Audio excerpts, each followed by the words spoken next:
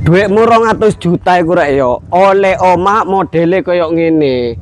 Koyo ngene iki lek duit 200 juta. Wis enak sampean wis gak usah mikir yo.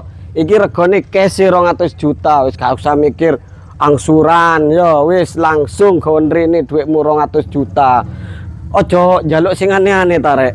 Duit 200 juta njaluk 2 lantai. Kon senengane nyicil heran aku.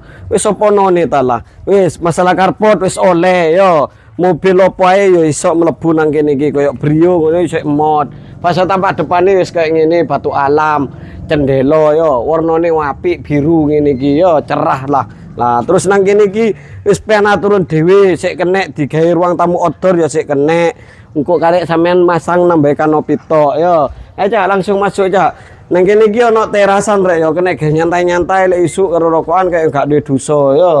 Kusene wis full almini yo, raib katedas jare.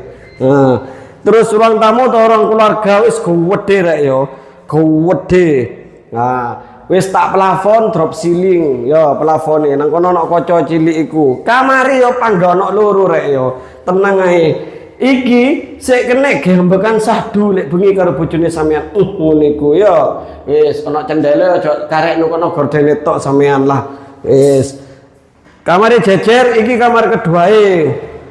Nah, kamar keduae yo wis hampir padha karo kamar pertama. Lah, terus saiki ndek kene.